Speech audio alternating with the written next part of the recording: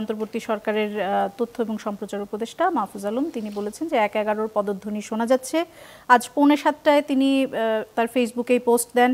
এর কিছুক্ষণ পরে তিনি পোস্টটি এডিট করেন, সেখানে লিখেন যে ১-১ পদধ্বনি শোনা যাচ্ছে, তবে জুলাই জয়ী হবে, জনগণের লড়াই পরাজিত হবে না। এদিকে বিএনপির সালাউদ্দিন আহমেদ মন্তব্য করেছিলেন যে ১-১ নিয়ে উপদেষ্টা মাহফুজ যে পোস্ট দিয়েছে তা হয়তো ঘণ্টাখানেক পরে আবার তিনি ডিলিটও করবেন, এবং তিনি সত্যি সত্যি ডিলিট করেছেন। আপনি কি এরকম কোনো পদধ্বনি শুনতে পাচ্ছেন কিনা, এবং এই প্রসঙ্গ নিয়ে সাম্প্রতিক সময় আমরা আরও কথা শুনছি যে ষড়যন্ত্র হচ্ছে? প্রথমত সালাউদ্দিন সাহেব একটু ভুল করছেন, ঘণ্টাখানেক পরে না 3 ঘন্টা পরে সে ডিলিট করছে। সেই অনেক সাহস তার অনেকক্ষণ ছিল। বিষয়টা কি জানেন, আসলে সরকার, আমি কিন্তু মাহফুজ আলমকে বিচ্ছিন্ন কোনো ব্যক্তি ভাবি না, উনি হলেন পার্ট অফ গভর্নমেন্ট। সরকার আসলে মানুষকে ভয় দেখাচ্ছে, আর কিছু না। এটা সরকার মানুষকে একটা ভয় দেখাচ্ছে যে 111 কিন্তু আসলো বলে কাজে আমাদেরকে তোমরা সাপোর্ট দাও, আমাদের টিকে থাকতে হবে, এই হলো মূল বক্তব্যটা। এবং এই ভয়টা নানাভাবে আকারে ইঙ্গিতে পোস্ট দিয়ে আবার সেটাকে তুলে দিয়ে, এটাও কিন্তু দেখেন উনি তুলে দিয়েছে, কিছু যায় আসে না। কিন্তু উনি কি ভাবছেন সেটা তো উনি প্রকাশ করেছেন। উনি আধা ঘন্টা পর তুলে দিলেন কি দিলেন না, এটা কিন্তু ইম্যাটেরিয়াল।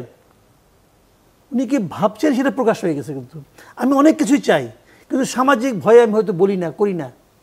কিন্তু কাজে আমি কি করি না এটা ইম্পর্টেন্ট না, আমার নিয়তটা হলো ইম্পর্টেন্ট, আমার মনের মধ্যে কী চলছে সেটা হলো ইম্পর্টেন্ট। ওই যে প্রধান উপদেষ্টা একবার সবার কাছে চান্দা চাইছিল না, আন্দা দেন, ওটা হলো ইম্পর্টেন্ট। তার মনে ওটা চলে, তার মনে হলো এনজিও কোম্পানি, এটা হলো এনজিও মানসিকতা। মানুষের কাছ থেকে নেব, কত নেওয়া যায়, একটা ইস্যু দেখে কত নেওয়া যায়, এগুলো এনজিও মানসিকতা। উনি হয়তো বলেন আমি করি নাই, হ্যাঁ আপনি করেন নাই, আপনার লোক তো করছে।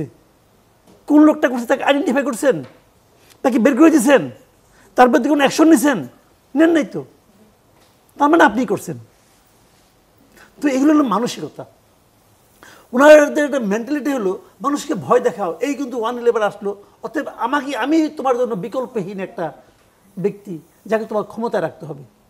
আর যে আলোচনাগুলো হচ্ছিল এখানে, টিআইবির কথা, এই যে আপনার কিংস পার্টি, তারপরে আপনার বিএনপির এই যে মারামারি, অমুক আদাবাজি, এগুলিও কিন্তু আমি এই জন্য আমি দায়ী করি। কিন্তু আমি এনসিপিকেও দায়ী করি না, আমি বিএনপিকেও দায়ী করি না, আমি দায়ী করি সরকারকে।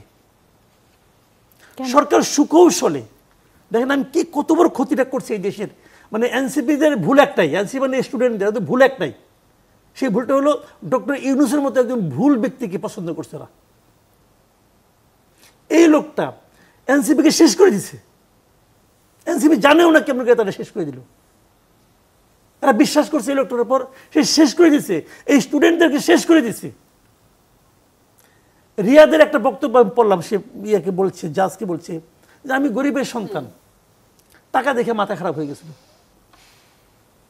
যদি ধনীর সন্তানও হয়, ধরেন আমি ধনীর সন্তান অথবা ধরেন ও ধনীর সন্তান, তো ওর ধনী পিতা কি ওরা লাখ লাখ টাকা দেয় প্রতিদিন?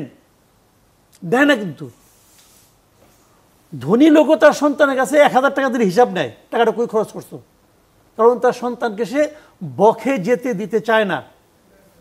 ও যখন হাতে এতগুলো টাকা পেয়ে যায়, মাথা খারাপ হবেই রে ভাই, মাথা খারাপ হবে। এবং এই কাজটা কে করছে? এই সরকার করছে।